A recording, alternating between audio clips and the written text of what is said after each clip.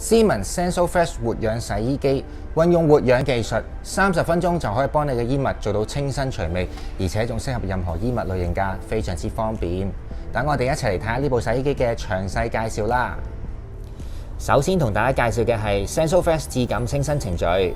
平時出完街嘅大褸啊，返完工嘅西裝褸，女士嘅披肩外套，都難免會吸入到一啲異味㗎。咁呢啲衫又唔方便日日洗喎，咁咧呢個情況就可以用我哋 SensoFresh 嘅 Level 1程度，30分鐘咧就可以幫你做到一個清新除味嘅效果㗎啦。咁另一個情況，同朋友出去打完邊爐啊，食完韓燒啊，吸入到一啲油煙味啊、火鍋味啊，咁呢個時候咧就可以用我哋 SensoFresh Level 2嘅程度，咁就會做45分鐘嘅深度除味嘅。以上嘅程序咧都係唔需要水洗，唔需要落消毒液同埋洗衣液㗎，非常之方便快捷。除咗洗衫之外，我哋都要好好保養我哋嘅洗衣機㗎。大家一定要記得至少1個月做一次 Drum Clean 質感潔桶嘅洗程，利用90度嘅水溫深層清潔滾筒，時時刻刻都保持住滾筒衛生，洗嘅衫就更加乾淨啦。跟住落嚟就介紹 Hygiene Mix 質感除菌嘅洗衣程序。呢個程序特別啱洗 BB 或者小朋友嘅衫㗎，甚至去完一啲人多細菌多嘅地方，例如醫院、診所，都可以用呢個洗程去做一個深度除菌㗎。就算用低溫洗滌，都可以做到99.99% 嘅除菌，保護你屋企人之餘，同時亦都可以保護你嘅衣物㗎。啱啱就同大家介紹咗3個運用到活氧嘅程序啦。咁究竟日常生活中仲有啲咩程序可以好好利用嘅呢？等我同大家逐一去介紹啦。Curtains 棉質衣物程序，如果你已經積咗幾日冇洗衫嘅話呢，積埋啲衫呢，可以用呢個程序嚟洗㗎，因為呢，佢呢個程序可以洗到最大公斤數8公斤嘅衫嘅。Curtains Eco 棉質衣物節能洗衣程序，咁其實呢個程序呢，同 Curtains 棉質衣物洗衣程序呢係一樣嘅，不過呢，佢就比較節能啲同埋環保啲。Mix 混合衣物洗衣程序，如果你想一次過洗晒唔同物料類型嘅衣物呢，用呢個 Mix 嘅 program 呢就最適合不過啦。佢大概1個鐘左右嘅時間呢，就可以幫你搞掂晒㗎啦。Super 15 30分鐘快洗洗衣程序，如果你有一啲新買翻嚟嘅衫，或者一啲唔係好污糟嘅衫呢，亦都可以用呢個洗程去洗㗎。30分鐘就可以幫你處理到3.5公斤嘅衣物㗎啦，而15分鐘就可以幫你處理到2公斤嘅衣物㗎。頭先就同大家介紹咗4個大家成日會用到嘅洗衣程序啦。接住落嚟呢，我就會同大家介紹翻針對唔同衣物物料呢，我哋都會有唔同嘅專業洗衣程序㗎。Easy Care 輕柔衣物洗衣程序，咁呢一個洗程呢，就可以專洗一啲聚酯纖維好有彈性嘅運動衫嘅，咁啊保養得更加好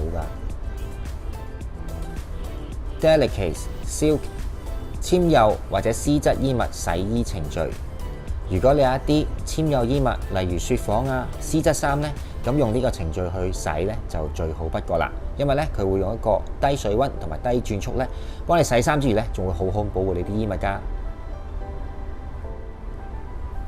Wool 羊毛衣物洗衣程序，如果你有一啲羊毛衣物纖維嘅衣物想洗嘅話呢，用呢個程序就最好不過㗎啦。咁佢處理嘅力度呢就會溫和好多嘅。另外呢，用一個低水溫同埋低轉速呢去幫你清洗啲衣物㗎。Suits 恤衫洗衣程序，呢個洗程呢最好就愛嚟洗一啲恤衫啦，特別係一啲面燙恤衫㗎啦。咁洗出嚟嘅衫呢，冇咁潮之餘呢，佢偏濕少少嘅。咁呢個時候呢，用家就可以攞個衣架掛起件衫，咁啲水就會慢慢聚積喺衫尾度，咁啊順便幫你拉直埋件衫㗎，咁亦都係比較平滑嘅。Dark Wash 深色衣物洗衣程序，深色嘅衫同埋鮮豔顏色嘅衫最適合咧就用呢個洗程去洗㗎啦。咁一個低水溫啦、低轉速咧，就好好咁樣保護衣物原有顏色嘅。Outdoor Waterproofing 戶外或者防水衣物洗衣程序，咁呢個洗程咧最適合咧就係洗一啲戶外運動嘅防水風褸㗎啦。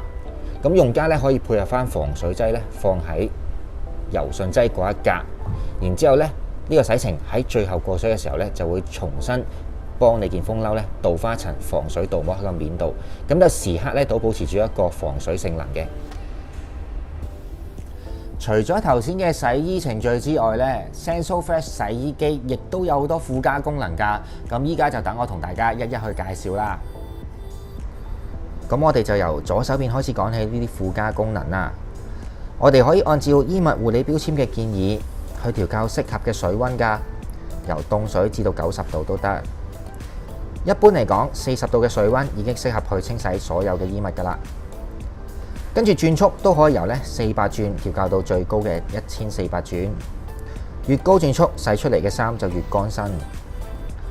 所有嘅洗程嘅耗水量同埋耗電量都可以由呢兩個圖標見得到嘅。越短就代表越慳電慳水啦。對於敏感肌膚嘅人士，其實都可以加上呢個額外過水功能㗎，可以揀1至3次額外過水，更加有效帶走致敏源。平時夜晚放工比較晏其實都可以用呢個 Speed Perfect 高速便捷模式，加快洗衣時間㗎。大部分洗程都可以用㗎。如果想慳電環保就可以用呢個 Eco Perfect 環保節能模式，會特別慳電㗎。另外洗恤衫、大褸都可以加呢個 Less Ironing 防皺易燙功能，洗完出嚟會偏濕少少，同埋冇咁潮，方便你可以直接攞去燙㗎。如果啲衫特別污糟，或者你想落消毒液嘅話就可以用呢個 Pre-Wash 預洗功能，喺呢個1號格可以加入呢個消毒液，做一個深度清潔㗎。另外，如果你去咗街洗完啲衫唔係即刻可以拎到出嚟嘅話就可以用呢個 Rinse Hold 停止排水功能。咁洗完啲衫就唔會排水，會用翻啲水浸住佢。你翻嚟嘅時候就可以用呢個 Rinse Spin Drain， 咁就唔會有噏味產生啦。最後就等我同大家分享翻一啲保養嘅小貼士啦。關於日常保養嗰方面我哋洗完衫之後咁攞晒啲衫出嚟啦，記得 keep 住打翻開個洗衣機門喎。咁我哋等佢散翻殘餘嘅濕氣啦。另外，我哋亦都可以準備一條毛巾抹翻呢個位置嘅積水。呢個膠邊會有少少積水嘅 ，OK， 抹翻乾淨佢，咁就會時刻保持住一個潔淨嘅狀態啦，而且亦都冇咁容易產生噏味㗎。好，咁當顯示屏顯示 E36呢一個 error code 嘅時候咁就代表排水泵就塞咗喎。咁我哋呢個時候點首先我哋斷咗個電源先，然之後我哋就打開呢一個排水泵嘅蓋啦。然之後呢度會有條膠喉嘅，我哋就將呢個膠喉呢粒塞掹走佢 ，OK。咁掹走嘅時候佢有啲水會流落嚟嘅。咁我哋會揾啲扁啲嘅盤去裝住啲水啦。然之後裝得七七八八嘅時候我就慢慢擰開呢一個排水泵個蓋 ，OK。慢慢擰嘅時候我哋都會有少少水㗎。咁所以我哋正常就會攞翻條毛巾咁樣墊一墊住佢啦。咁就吸翻啲水啦。咁擰晒出嚟嘅時候有機會會見到一啲可能係髮夾啊、毫子仔啊、衫紐啊，甚至乎一啲比較細嘅毛巾仔都可能會有嘅。咁呢個時候清翻走啲雜物、污糟嘢，然之後還翻原、上翻鎖咁就 OK 㗎啦。